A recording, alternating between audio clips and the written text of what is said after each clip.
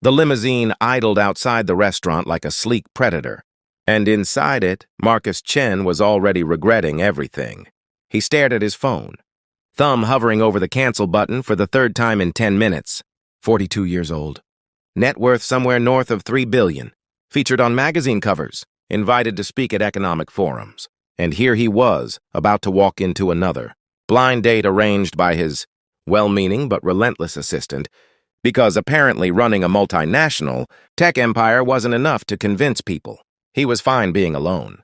"This is the last one," he muttered to himself, pocketing the phone. The absolute last one. Marcus had built his fortune on algorithms and data, on predictable patterns and calculated risks. Romance, he'd discovered, followed no algorithm. 3 failed engagements had taught him that wealthy men attracted a certain type of attention, and genuine connection was buried somewhere beneath the interest in private jets and oceanfront properties. After the last disaster, when he'd caught his fiancée texting her friends about which European city they should visit on his dime, he'd sworn off dating entirely. But Margaret, his assistant of 15 years, had worn him down with her persistent belief that there was someone out there who would see past the bank account. "Just one more," she'd pleaded. "Sarah comes highly recommended." She's a paralegal, completely self-sufficient, not interested in your money at all. The restaurant was one of those understated places where billionaires went to pretend they were normal. Marcus slid into the reserved corner booth at exactly 7 o'clock, ordered sparkling water, and prepared himself for 2 hours of polite conversation that would lead nowhere. 7:15 came and went. Then 7:30. Marcus found himself oddly relieved. A no-show meant he could tell. Margaret he'd tried and finally closed this chapter of his life. He'd just signaled for the check when the restaurant door burst open, and a woman stumbled in, cheeks flushed, hair escaping from a hasty ponytail, a visible stain on her cardigan. She spotted him immediately and rushed over. "Marcus, I'm so sorry. I'm Sarah. There was an incident with my daughter's science project involving an entire bottle of glue, and then the babysitter called saying my son spiked a fever, and I should have messaged, but my phone died, and honestly, I completely understand if you want to just leave because this is probably the worst first impression in the history of first impressions." She said it all in one breath. And Marcus found himself fascinated by the complete absence of artifice. No calculated entrance, no carefully styled hair, just raw, honest chaos. "Please sit," he said, surprising himself. "It's fine." Sarah collapsed into the seat across from him, looking genuinely mortified. "I really am sorry. Single-parent life is basically controlled chaos with occasional moments of complete disaster." She glanced at the menu. Then her eyes widened slightly at the prices. Marcus watched her quickly calculate something in her head before determinedly closing it. "Just water for me, please." "Have you eaten?" Marcus asked. "I grabbed something earlier," she lied badly. Marcus flagged down the waiter. "We'll have the tasting menu. Both of us." "Oh no, I couldn't." "You rushed here through what sounds like a domestic emergency." "The least I can do is make sure you eat." When she still looked uncomfortable, he added softly, "Please, I hate eating alone." Something in his tone must have convinced her, because she nodded slowly. "Thank you. That's very kind." Kind? When was the last time someone had called him kind? Powerful, certainly. Brilliant, often. Ruthless, occasionally, but kind. That word belonged to a different version of himself. One he'd locked away years ago behind spreadsheets and board meetings. They talked, and Marcus found himself genuinely interested. Sarah wasn't impressed by his wealth because she clearly didn't know who he was. When he mentioned his company, she nodded politely but without recognition, then steered the conversation to her kids. 8-year-old Emma, who wanted to be a marine biologist. 6-year-old Tyler, who collected rocks and believed each one had magical properties. Sarah's ex-husband had left 3 years ago, and she'd been rebuilding her life piece by piece ever since.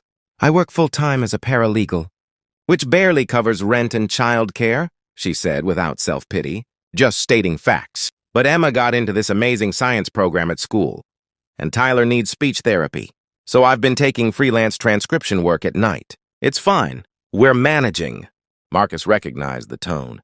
It was the same one he'd used 20 years ago when he was coding in a studio. Apartment. living on ramen, telling himself he was managing while building something bigger than his circumstances. Except Sarah wasn't building an empire. She was simply trying to give her children a decent life. "What about you?" she asked. "Margaret mentioned you work in tech, but she was oddly secretive about details. Are you like in witness protection or something?" Marcus laughed, actually laughed. "Something like that." The evening evaporated. They talked about books, about Sarah's dream of finishing her law degree someday, about Marcus's love of classical music that he never had time for anymore. At some point, Sarah's phone charged enough to buzz back to life, and she glanced at it anxiously. "The babysitter says Tyler's fever broke," she said with visible relief. Then she saw the time. "Oh my God, it's almost 11. I've been keeping you here for hours." "I haven't noticed," Marcus said truthfully. Outside, Sarah declined his offer of a ride, insisting the bus stop was just 2 blocks away. Marcus watched her go. This woman in her stained cardigan who'd somehow made him feel more like himself than he had in years. He should have let it end there. A pleasant evening, a reminder that decent people existed, then back to his carefully constructed life. But the next morning, Marcus found himself thinking about Emma's science program and Tyler's speech therapy. He made a single phone call. 2 weeks later, Sarah called him, her voice shaking. "Marcus, I don't understand." "My kid's school called. Someone set up anonymous scholarships for both Emma and Tyler. Full coverage for Emma's science program and Tyler's therapy. They won't tell me who, but the timing right after our date, and I just thought maybe you might know something about this." Marcus kept his voice neutral. "That's wonderful news, Sarah. Your kids deserve every opportunity." "Marcus, did you?" Her voice cracked. "I can't accept this. It's too much." "I didn't do anything," he said, which was technically true. He'd had his foundation's education director do it. But whoever did probably saw 2 kids who deserved a chance and a mother working herself to exhaustion to provide it. Maybe just accept that sometimes good things happen. She was crying now, trying to hide it. "I don't know how to thank whoever did this." "Pass it forward," Marcus said. "Someday when you're able, help someone else." He'd meant to leave it at that. But Sarah kept texting, sharing photos of Emma's science fair project and Tyler's progress in therapy. Marcus found himself looking forward to those messages more than quarterly earnings reports.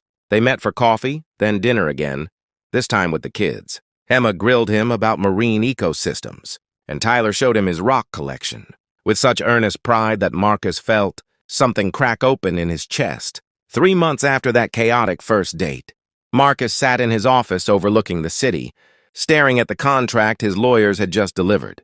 A hostile takeover attempt. The company he'd built from nothing was under attack, and the next 6 months would be a brutal fight that would consume every waking hour.